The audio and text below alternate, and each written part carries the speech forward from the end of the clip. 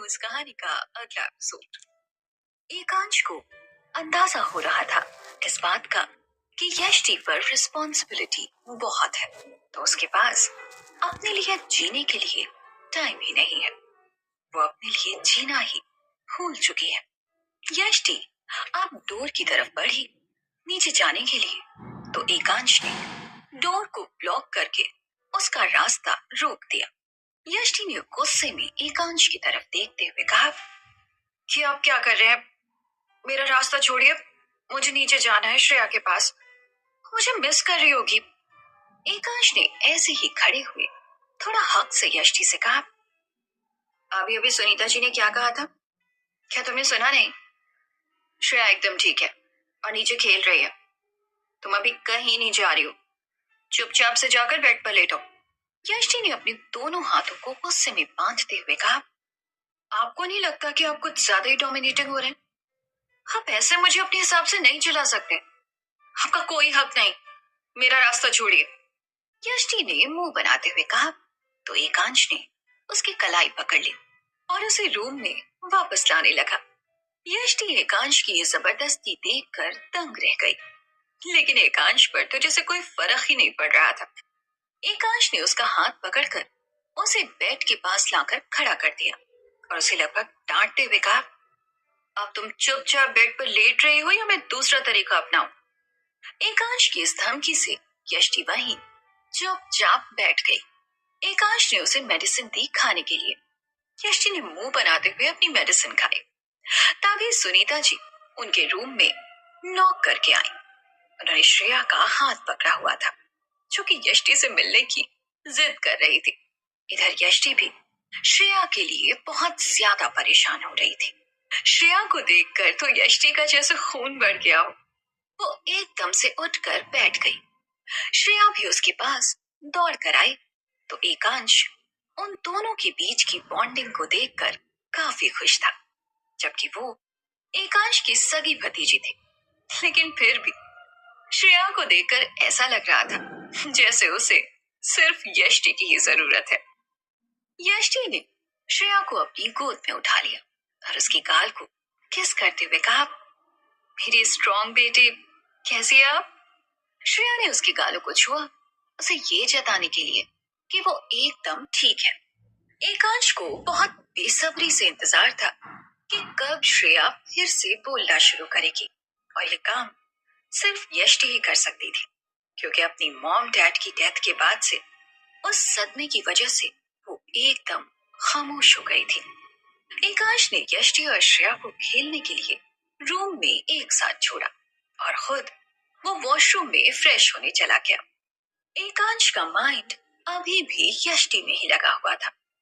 वो धीरे धीरे यष्टि को समझने की कोशिश कर रहा था। इतना तो वो समझ ही चुका था कि यष्टि कभी अपनी परेशानियां एकांश से शेयर नहीं करती।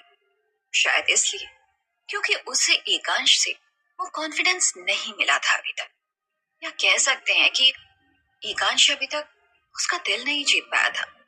एकांश ने सोच लिया था कि यष्टि ने उसकी कितनी बड़ी हेल्प की है, वो भी बिना अपने बारे में सोचे हुए, तो वो भी उसकी जरूरतों का और उसके भाई की पढ़ाई का ध्यान रखेगा। लेकिन ये बात अगर यष्टि को पता चलेगी कि एकांश ये सब कर रहा है, तो वो जरूर उसे अपने लिए ऐसा करने से रोकेगी, क्योंकि वो एक बहुत ही खुददार लड़की है। एकांश नहाकर बाहर आया। वो अपने बालों को टॉवल से सुखाता हुआ ही वॉशरूम से बाहर निकला, तो यष्टि और श्रेया एक बोर्ड गेम खेल रहे थे। यष्टि की नजर एकांश पर गई, तो उसने देखा कि एकांश उसे ही देख रहा था। यष्टि शर्मा गई एकांश के इस तरह उसे देखने से। उसने नजरें चुरा ली। तभी एकांश ने अपनी टॉवल को सोफे पर डाल दिया अनजाने में, लेकिन यष्टि ने उसे ऐसा करते हुए नोटिस किया, तो उसे टोक दिया। लगता है मैं आपके हिसाब से नहीं, बल्कि आप मेरे हिसाब से इस रूम में रहना सीख गए हो। एकांश ने ऐसा मुंह बनाया जैसे उसे कुछ समझ ही नहीं आया। उसने यष्टि से पूछा, साफ साफ कहो, क्या कहना चाहती हो? यष्टि ने हंसते हुए कहा, यही कि टॉवल को ऐसे नहीं छोड़ते जैसे आपने इस टाइम सोफे पर फेंका हुआ है। अब जाकर एकांश को रियलाइज हुआ कि यष्टि किस बारे में बात कर रही है। एकांश ने अपनी वेट टॉवल को ले जाकर लॉन्ड्री बास्केट में डाला और अपना लैपटॉप लेकर वो अपने ऑफिस का काम करने के लिए वहीं सामने सोफे पर बैठ गया। श्रेया खेलते खेलते यष्टि की बाहों में ही सो गई। यष्टि ने श्रेया को संभालकर अपने पास सुला लिया। कुछ ही देर में खुद उसकी भी आंख लग गई। एकांश काम के बीच में रुकते हुए उन दोनों को ही निहार रहा था।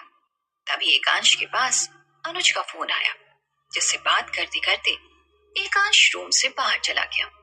अनुज ने यष्टि के भाई के बारे में इंफॉर्मेशन निकाल ली थी। उसने एकांश को बताया, बॉस, उसके भाई का नाम शोभित है और वो हॉस्टल में रहकर पढ़ाई कर रहा है। मेरे पास उसके हॉस्टल का नाम और एड्रेस भी है, मैं अभी आपको टेक्स्ट करता हूँ। एकांश ने अनुज को अगली इंस्ट्रक्शन देते हुए कहा, उसके पूरे ईयर की फी पे कर दो एडवांस में और कुछ पैसे उसके अकाउंट में भी ट्रांसफर करवा दो उसकी बाकी की फीस और एक्सपेंसेस के लिए, without letting him know. Make him think कि यह स्कॉलरशिप है जो उसे कॉलेज की तरफ से दी जा रही है। अनुज एकांश की बातों से थोड़ा हैरान था। उसने सोचा भी कि वो एकांश से पूछ ले कि वो आखिर उनका साला है, तो फिर ऐसे छिपकर उसे क्यों हेल्प कर रहे हैं। लेकिन एकांश के गुस्से से तो वो पहले ही खौफ खाता था, इसलिए उसने ओके बॉस कहकर फोन रख दिया। एकांश बात करने के बाद रूम में वापस आया।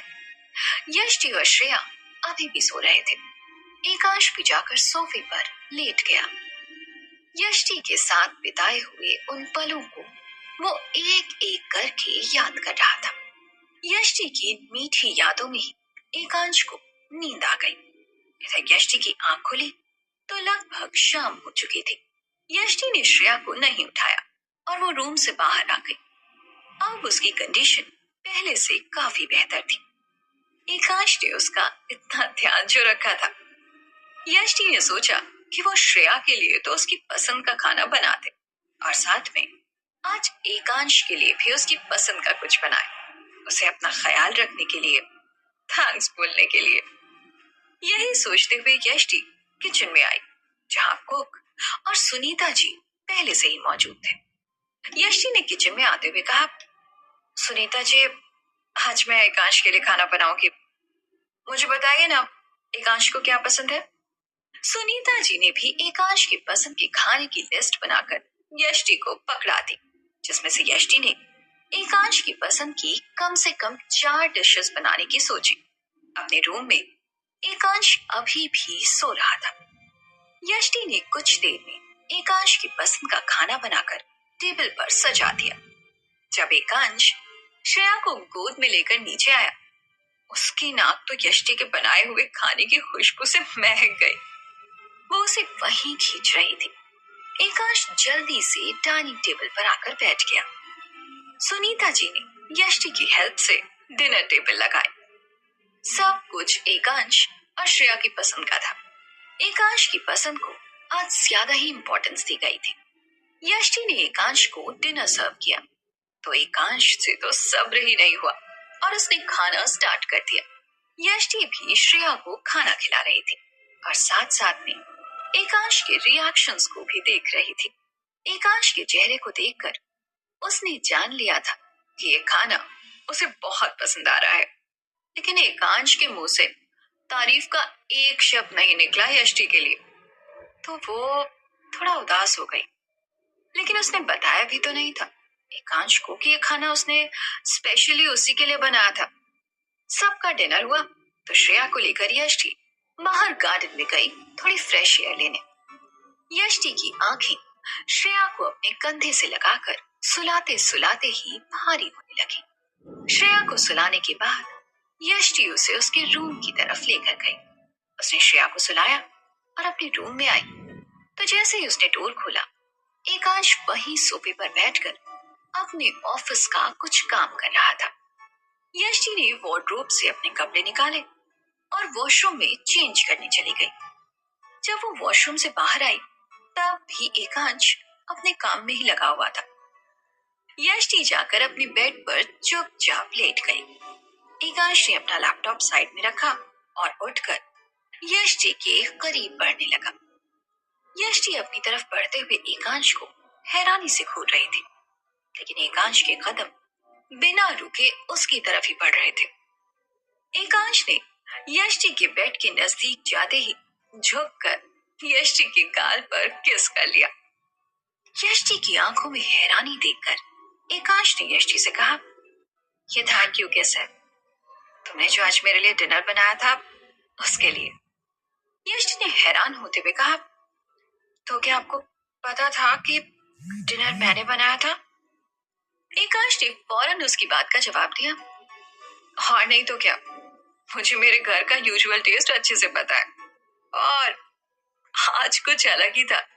यष्टि ने हैरानी से एकांश की तरफ देखा जब एकांश ने उससे कहा, व्हाट? अगर तुम्हें मेरी थैंक यू किस नहीं चाहिए तो मैं वापस ले लेता हूँ। और अपनी बात को पूरा करते हुए एकांश ने यष्टि के गाल को एक बार फिर से किस किया। यष्टि मन में यही सोच रही थी, क्या मजाक है, ये आदमी कोई जासूस है क्या, जैसे सब कुछ पता चल जाता है। लेकिन असल में वो खुद एकांश के मुंह से अपने डिनर की तारीफ सुनने के लिए मरी जा रही थी, क्योंकि उसने वो खाना एकांश के लिए बहुत मन से बनाया था। एकांश भी अब जाकर चेंज करके वॉशरूम से बाहर आ गया और बेड की तरफ बढ़ा। यष्टि ने बदमाशी दिखाते हुए बेड पर अपने पांव फैलाकर एकांश की जगह को भी घेर लिया। तो एकांश ने यष्टि से कहा, अब ये क्या बदतमीजी है? यष्टि ने एकांश को याद दिलाया, आप शायद भूल गए हैं कि हम लोग एक ही बेड पर नहीं सो सकते। एकांश ने उसके पांव को उठाकर साइड में रखा और कूदकर बेड पर चढ़ गया। यष्टि भी एकदम से उछलकर बैठ गई। उसने एकांश को उसकी चेस्ट से पुश करते हुए कहा, आप यहाँ मेरे साथ नहीं सो सकते। एकांश ने यष्टि के दोनों हाथों को थामते हुए उसे टीज करने के अंदाज में कहा, क्यों? तुम्हें मुझसे डर लग रहा है? क्या अपने आप से डर लग रहा है कि तुम खुद को कंट्रोल नहीं कर पाओगी अगर मैं तुम्हारे साथ एक ही बेड पर सोया तो? एकांश अपनी बात पूरी करते हुए बेड पर अपनी दोनों बाहें फैलाकर आराम से लेट गया। यष्टि ने भी गुस्से में पिलो उठाया और बीच में लगा दिया। एकांश उसकी ये बचकानी हरकतें देखकर मन ही मन मुस्कुरा रहा था। यष्टि ने अपनी पीठ एकांश की तरफ की और अपनी आंखें बंद करके सोने की कोशिश करने लगी। यष्टि की आंख लगी ही थी जब एकांश का भारी भरकम हाथ उन दोनों के बीच लगे हुए पिलो पर पड़ा। उसने धीरे धीरे करके आधे से ज्यादा बेड घेर लिया था। यष्टि बेड पर एकदम कोने में सिमट कर पड़ी थी। आधी रात में यष्टि की आंख खुल गई। जब वो लगभग बिस्तर से नीचे ही गिरने वाली थी, वो फौरन उठकर बैठ गई। उसने रात के अंधेरे में ही एकांश को पीछे पुश करके अपने लिए जगह बनाने की सोची। यष्टि ने अंधेरे में जैसे ही अपने हाथ आगे बढ़ाए, उसके हाथ एकांश के सीने पर जाकर टिक गए। वो उसकी चेस्ट की स्ट्रॉन्ग मसल्स को अपने हाथों से महसूस कर पा रही थी।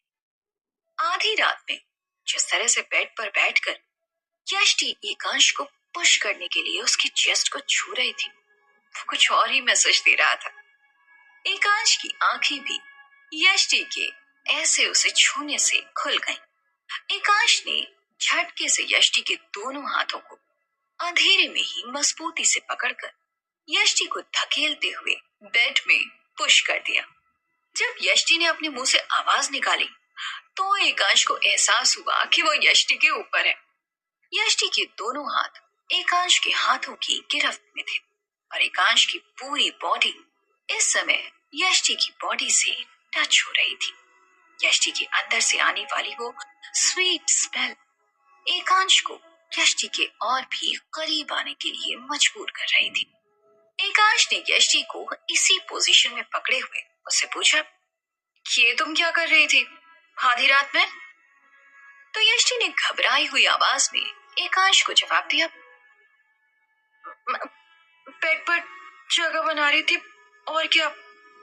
एकांश ने लगभग आहिस्ता से यष्टि के कानों के एकदम नजदीक आते हुए कहा, मेरी चेस्ट को टच करके कहीं मेरे दिल में जगह बनाने की कोशिश तो नहीं कर रही थी ना तुम? एकांश, दूर रहो मुझसे, मैं ऐसा कुछ नहीं कर रही थी। कहते हुए यष्टि अपने आप को एकांश से छुड़ाने की कोशिश कर रही थी, लेकिन एकांश अभी भी यष्टि के एकदम ऊपर ही था। वो इस कदर यष्टि को जकड़े हुए था कि वो 1 इंच भी हिल नहीं पा रही थी। यष्टि ने एकांश को याद दिलाया, अगर आपने मुझे नहीं छोड़ा तो मैं आपको बाइट कर लूंगी। लास्ट टाइम वाला याद है ना आपको? एकांश ने यष्टि का मजाक उड़ाते हुए कहा, अरे यार, मैं तुम्हारी इन क्यूट धमकियों से डर गया। एकांश ने जब उसका मजाक उड़ाया तो यष्टि ने सच में चिढ़कर एकांश के शोल्डर पर बाइट कर लिया। एकांश ने यष्टि के हाथों से अपनी पकड़ थोड़ी ढीली कर दी, लेकिन वो अभी भी यष्टि के ऊपर ही था। एकांश ने बड़े ही रिलैक्स अंदाज में उसे जवाब दिया, तुम्हें क्या लगता है तुम इससे मुझे डरा सकती हो? अब देखो मैं क्या करता हूं। अपनी बात को पूरा करते हुए एकांश के होंठ यष्टि के होठों के एकदम करीब आ चुके थे। यष्टि की सांसें अब तेज तेज चलने लगी। अपने होश में रहते तो वो आज पहली बार एकांश को अपने इतने नजदीक महसूस कर रही थी। तो दोस्तों, आज के इस एपिसोड की कहानी बस यहीं तक। दोस्तों, मैं हूं आरजे मोनिका और लेकर आई हूं आपके लिए इस कहानी का अगला एपिसोड। एकांश की गर्म सांसें यष्टि के होठों से टकरा रही थी। यष्टि की बॉडी तो जैसे इस समय मूव होना ही भूल गई थी। एकांश ने सही कहा था कि वो उसके चार्म से अपने आप को बचा नहीं पाएगी। एकांश अंधेरे में भी सिर्फ यष्टि के होठों से आने वाली गर्म और फ्रेश ब्रेथ से ही उसके होठों की डायरेक्शन का पता लगा पा रहा था। एकांश ने अपने आप को रोका नहीं और यष्टि के होठों को अपने होठों से छू लिया। यष्टि के लिए यह उसकी पहली किस थी, क्योंकि इससे पहले उसने नशे में एकांश को किस किया था और आज तक उसने कभी किसी को किस नहीं किया था। एकांश के होठ यष्टि के होठों को बड़े ही इत्मीनान से किस कर रहे थे। यष्टि के हाथों को एकांश ने पहले ही छोड़ दिया था जब उसने एकांश के शोल्डर पर बाइट किया था। यष्टि ने एकांश को दूर करने के लिए उसे अपने नेल से उसके शोल्डर पर खरोचना स्टार्ट कर दिया, तो एकांश ने एक बार फिर से यष्टि के हाथों को पकड़कर बेड में पुश कर दिया था। यष्टि के होठों को वो ऐसे किस कर रहा था जैसे वो पूरी रात बस यही करना चाहता है। तभी एकांश ने यष्टि के होठों को अपने होठों से अलग करते हुए हल्के से उसके लिप्स को बाइट किया। यष्टि ने तो एकांश के अपने आप से अलग होते ही उसके ऊपर हाथ पांव फेंकना स्टार्ट कर दिया। वो गुस्से में चिल्लाए जा रही थी, आपने ऐसा क्यों किया? हिम्मत कैसे हुई आपकी ऐसा करने की? अब एकांश ने गुस्से में पागल हो रही यष्टि को एक बार फिर से अपनी बाहों में कस कर जकड़ते हुए उसके मुंह को अपने हाथों से कवर कर दिया, उसकी आवाज को दबाने के लिए। क्या कहा तुमने? हिम्मत? क्या तुम मुझे प्रोवोक कर रही हो? क्या तुम चाहती हो कि मैं फिर से ये करूं? एकांश ने यष्टि के कानों में धमकी भरे लहजे में कहा, तो यष्टि ने फौरन ना में सिर हिलाया। इस पर एकांश ने उससे कहा, तो अपना ये जंगली बिल्ली वाला बिहेवियर कंट्रोल कर लो, वरना मुझे भी जंगली बनने में देर नहीं लगेगी और फिर तुम मुझे रेसिस्ट नहीं कर पाओगी। एकांश ने ये सभी बातें यष्टि के मुंह पर हाथ रखे हुए उसके कान में कही थी। यष्टि ने जब अपनी हामी दी तो एकांश ने उसे फौरन छोड़ दिया। वो बेड से ऐसे कूदकर भागी जैसे पिंजरे में पकड़े हुए चूहे को किसी ने आजाद किया हो। एकांश अपने होठों पर यष्टि के होठों के एहसास को लिए हुए मुस्कुराते हुए बेड पर लेट गया। इधर यष्टि एकांश से छूट कर जाते हुए अंधेरे में कहां टकराई थी। उसकी इस हड़बड़ी को देखकर एकांश को और भी हंसी आ रही थी। यष्टि वहां से जाकर सोफे पर लेट गई। वो सोफे पर लेटकर अपने होठों को अपनी उंगलियों से छू रही थी। एकांश ने उसके होठ के एक कोने को हल्की से बाइट कर लिया था। यष्टि के जहन में इस किस की याद को ताजा रखने के लिए, जिसका मार्ग यष्टि को छूने से फील हो रहा था, यष्टि सिकुड़कर एडजस्ट होते हुए सोफे पर सो गई। अब एकांश किसी महाराजा की तरह फैलकर पूरे बेड पर सो रहा था। सुबह हुई तो एकांश जल्दी ही उठ गया। उसे कल आधी रात में अपने और यष्टि के बीच हुए उस रोमांटिक पल की याद आई। उसकी आंखों में एक चमक सी आ गई। उसने सोफे पर सोई हुई यष्टि की तरफ देखा। उसका चेहरा काफी खिला खिला और खूबसूरत लग रहा था। यष्टि के चेहरे को देखकर एकांश को ऐसा महसूस होता था जैसे उसे पूरी दुनिया की फिक्र है। यष्टि बिना ब्लैंकेट ओढ़े ही सो रही थी। वो इतनी जल्दी में एकांश से छूटकर भागी थी कि उसे कुछ सुध ही नहीं रही थी।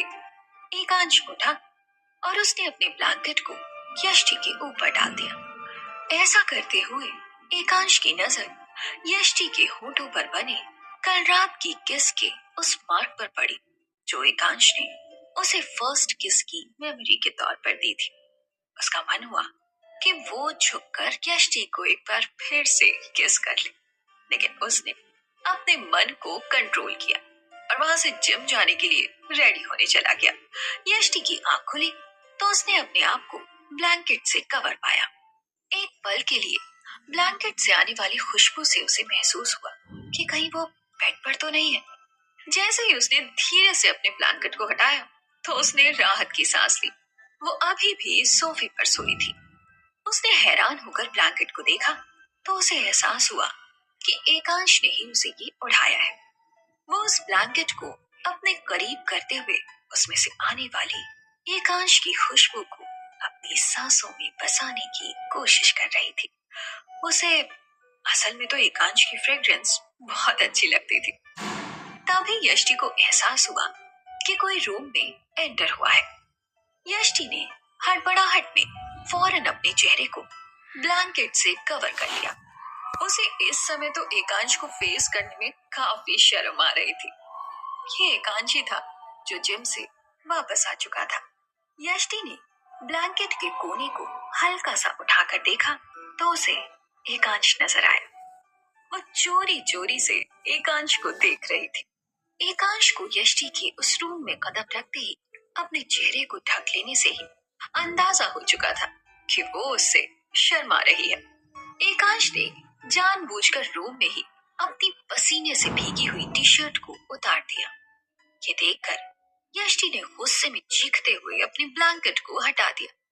आपको शर्म नहीं आती रूम में बिना कपड़ों के घूमते हुए? एकांश को पता था कि यष्टि की चोरी पकड़ी गई है। वो नजरें बचाकर उसे ही देख रही थी। वो ऐसे ही शर्टलेस बॉडी के साथ यष्टि के नजदीक आया। वो सोफे पर लेटी हुई यष्टि के ऊपर झुका और उसकी चिन को अपने हाथ की 2 उंगलियों में थामते हुए उसे बोला, तुम्हें कैसे पता कि मैं बिना कपड़ों के घूम रहा हूं? क्या तुम मुझे चेकआउट कर रही थी? और वैसे भी मैंने सिर्फ शर्ट निकाली है, बाकी के कपड़े भी पहने हुए हैं मैंने। एकांश के ये सवाल सुनकर यष्टि और ज्यादा एम्बैरस हो गई। अब वो क्या जवाब दे कि उसे सोते सोते कैसे पता चला कि एकांश ने अपनी टी शर्ट उतार दी है। यष्टि का चेहरा अब शर्म से और भी ज्यादा लाल पड़ गया था। उसने अपने चेहरे को ब्लैंकेट से कवर करना चाहा तो एकांश ने ब्लैंकेट को बड़ी ही मजबूती से पकड़कर उसे ऐसा करने से रोक दिया। जब यष्टि को कुछ समझ नहीं आया तो उसने अपनी आंखें शर्म से बंद कर ली। एकांश ने अपने जिस हाथ से यष्टि की चिन को पकड़ा हुआ था उसी की एक फिंगर को उसने यष्टि के लिप्स पर फिराया और उसके ऊपर झुकते हुए उसने यष्टि से पूछा, कल रात मैंने तुम्हें हर्ट किया? आपको दिखाई नहीं देता कल आपने क्या किया मेरे साथ? यष्टि किसी छोटे बच्चे की तरह शिकायतें कर रही थी तो एकांश ने उससे कहा, तुमने ही मुझे मजबूर किया था ये सब करने के लिए। तुमने मेरे शोल्डर पर कितना जोर से बाइट किया था, भूल गई? तो मैंने आपके लिप्स को तो बाइट नहीं किया था ना। लिप्स और शोल्डर में फर्क होता है। यष्टि तो अब पूरी तरह से लड़ने के मोड में आ चुकी थी। वो लड़ने के जोश में ये भी भूल गई थी कि वो एकांश से अपनी पहली किस डिस्कस कर रही है। जब उसे समझ आया तो उसने अपनी नजरों को शर्म से झुका लिया। एकांश ने यष्टि के चेहरे को अपने हाथों में लेते हुए कहा, तभी तो उस इंटेंसिटी से नहीं बाइट किया तुम्हें। वैसे नेक्स्ट टाइम से मैं इस बात का ध्यान रखूंगा कि तुम्हें बाइट ना करूं। बोलते हुए एकांश वहां से उठकर वॉशरूम में चला गया। एकांश के जाने के बाद यष्टि को एहसास हुआ कि वो अभी अभी क्या बोल कर गया है। उसने गुस्से में एक कुशन को उसके पीछे से फेंकते हुए कहा, आपको क्या लगता है कि एक किस के बाद आपको मुझे किस करने का लाइसेंस मिल गया है? Not possible. दूर रहना मुझसे एकांश वालिया। ये सब यष्टि एकांश के पीछे से चिल्लाकर बोले जा रही थी, बिना एकांश के जवाब का इंतजार किए। यष्टि ने जब नोटिस किया कि एकांश वॉशरूम में जा चुका है, तो वो अब वहां रुककर उसके आने का इंतजार नहीं कर सकती थी। असल में तो उसे एकांश को फेस करने में अजीब सी फीलिंग हो रही थी। यष्टि फौरन वहां से उठकर श्रेया के रूम में आई। उसने श्रेया के फोरहेड पर किस करके उसे जगाया। यष्टि ने सोच लिया था कि वो आज एकांश के जाने के बाद ही अपने रूम में नहाने जाएगी। अभी तो वो भूल कर भी उस रूम में नहीं जाना चाहती थी। यष्टि ने श्रेया को नहलाया और उसे अपने साथ लेकर नीचे आ गई। श्रेया के चबी चीक्स को किस करते हुए यष्टि ने कहा, चलो बेटा, आज मैं तुम्हारे लिए एक नई डिश बनाती हूँ जो तुम्हारी चाचू और तुम्हें दोनों को पसंद है। बेटा, आप यहाँ बैठकर मेरा वेट करो, ओके? बोलकर यष्टि श्रेया के बालों में हाथ फेरते हुए किचन की तरफ चली गई। यष्टि के ब्रेकफास्ट बनाते बनाते सुनीता जी और एकांश दोनों ही आ चुके थे। एकांश ने आकर श्रेया के गाल पर किस किया और जाने को हुआ। तब यष्टि ने एकांश को आवाज दी, रुकिए, मैंने आपकी पसंद का भी ब्रेकफास्ट बनाया है, करके जाइए। यष्टि की इन बातों ने जैसे एकांश के पांव में बेड़ियां डाल दी हो। वो वहीं रुक गया और पलटकर डाइनिंग टेबल पर आकर बैठ गया। यष्टि जब ब्रेकफास्ट लेकर आई तो सुनीता जी की नजर यष्टि के होठों पर बने मार्क पर पड़ी।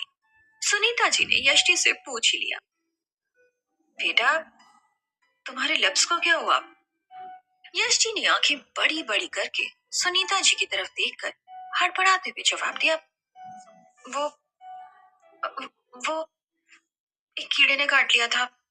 सुनीता जी ने आके कहा, तो बेटा ऑइंटमेंट लगा लेना, वरना जल्दी से ठीक नहीं होगा। लिप्स वैसे भी बहुत नाजुक होते हैं। अब एकांश ने जवाब दिया, सुनीता जी, ऑइंटमेंट मैंने लगा दिया है यष्टि को। यष्टि ने कांपते हाथों से एकांश को ब्रेकफास्ट सर्व किया तो एकांश उसको देखकर समझ गया कि वो नर्वस हो रही है। तो दोस्तों, आज के इस एपिसोड